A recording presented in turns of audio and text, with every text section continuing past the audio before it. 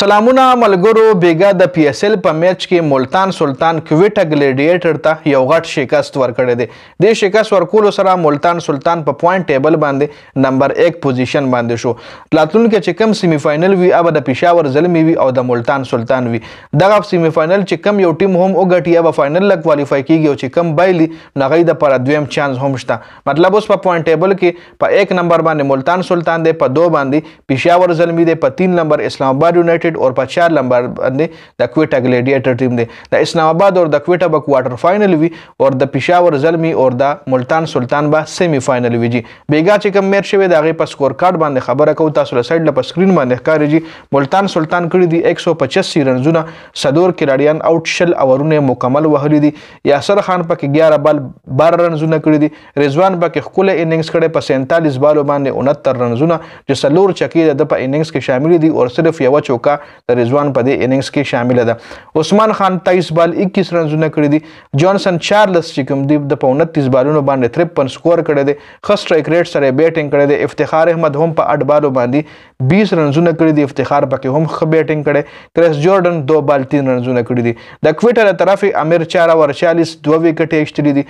عقیل حسین 4 اور 26 وکټ یوم نشته. عقیل حسین پکې ښه بالینګ کړی دی. ابرار احمد پکې 4 اورونه کړي دي، یو کم 40 رنزونه او یو وکټ هم ایستلې ده. عثمان طارق 4 اورونو کې 38 رنزونه او وکټ یوم نشته. وسیم جونیئر 3 اورونو کې یو 13 یو وکټه. سعود شکیل چې کوم دی یو اور کړی دی او 10 رنزونه ورکړي دي. ټول نه ښه بالینګ چې کوم دی پکې د اکانمي لحاظ سره عقیل حسین کړی دی او د وکټ لحاظ سره محمد عامر کړی دی او محمد عامر 4 اورونو کې 40 رنزونه هم ورکړي دي. اوس که د کویټا په بیټینګ باندې مونږ خبرو وکړو نو د کویټا بیټینګ کمپلیټلی فیل شوی دی. په 106 رنز باندې ټول ټیم اوټ شوی په 14 اورونو کې. 4 اورونه ته هم سپیر پاتې شوي دي. ګوره جیسن روی په 3 رنزونو باندې اوټ شوی. سعود شکیل په 9 بالو باندې 14 رنزونه کړي دي. رایلی رسو په 9 بالو باندې 10 رنزونه کړي دي. عمر یوسف په 25 بالونو باندې 30 رنزونه. عمر یوسف پکې ښه بیټینګ کولو لګیاو.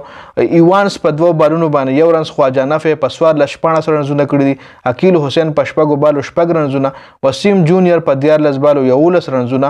امیر په 6 بالو 3 رنزونه. ابرار احمد 2 بال 0 اور عثمان طارق چې کوم دی هم 2 بال 0 رنزونه کړي دي چې عثمان طارق پکې نټ آوټ هم پاتې شوی دی. د ملتان سلطان د طرف ښه بالینګ چې کوم دی هغه ډیوډ ویلی کړی دی چې 4 اور 22 رنزونه اور 3 وکټې ایستلي دي. محمد علي 3 اورونو کې 35 رنزونه اور 1 وکټ ایستلې ده. کریس جورډن 2 اورونه کړي دي چې 12 رنزونه پکې ورکړي دي. عباس افریدي 3 اورونه کړي دي 14 رنزونه اور 2 وکټې ایستلي دي. اسامه امیر پکې هم ښکلی بالینګ کړی، تقریبا 4 اورونه یې کړي دي.